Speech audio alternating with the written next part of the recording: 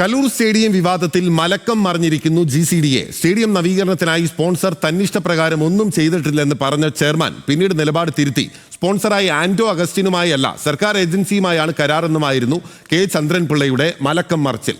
Stadium നവീകരണത്തിൽ സർക്കാരും GCDAയും സംശയനിഴലിലായതോടെ വിവാദം രാഷ്ട്രീയമായി നേരിടാനുള്ള തീരുമാനത്തിലാണ് CPIM ജില്ലാ നേതൃത്വം. വിവാദം ചർച്ച ചെയ്യാൻ GCDAയുടെ അടിയന്തര എക്സിക്യൂട്ടീവ് യോഗം കൊച്ചിയിൽ ചേർന്നു. കലൂർ സ്റ്റേഡിയം നവീകരണത്തിൽ ഹൈബീഡൻ MPയും കോൺഗ്രസ് ജില്ലാ നേതൃത്വവും ദുരൂഹത ആരോപിച്ചതു മുതൽ പ്രതിരോധത്തിലാണ് GCDA. കായിക മന്ത്രിയുടെ കത്തിന്റെ അടിസ്ഥാനത്തിലാണ് സ്റ്റേഡിയം സ്പോൺസർക്ക് നവീകരണത്തിന് കൈമാറിയതെന്നായിരുന്നു വിവാദങ്ങളിൽ ആദ്യത്തെ പ്രതികരണം.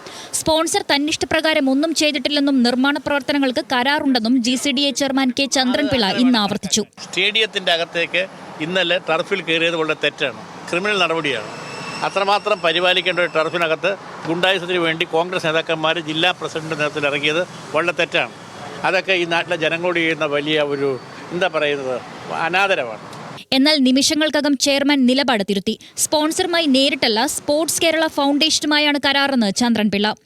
ആര് പറഞ്ഞു 70 കോടി? അപ്പൊ അതിന് എനിക്കെന്താ ഉത്തരവാദിത്വം? സ്പോൺസർ 70 കോടി എന്ന് പറയുന്നത് ഞാൻ ഏറ്റെടുക്കണം? സർക്കാരിനെയും പാർട്ടിയെയും പ്രതിരോധത്തിലാക്കുന്ന വിവാദം രാഷ്ട്രീയമായി നേരിടാനാണ് CPIM ജില്ലാ നേതൃത്വത്തിന്റെ തീരുമാനം. വിഷയത്തിൽ കോൺഗ്രസിന് മുതലെടുക്കാൻ അവസരമൊരുക്കരുതെന്നാണ് പാർട്ടി നിലപാട്.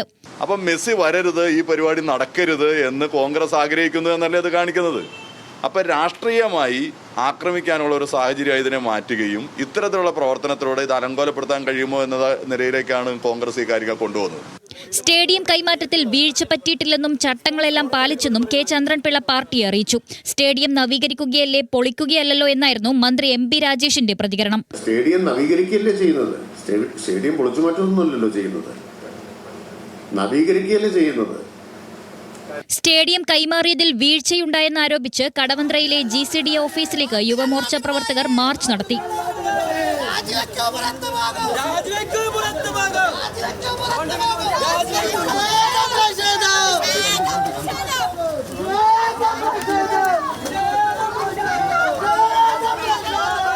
ന്യൂസ് മലയാളം, കൊച്ചി.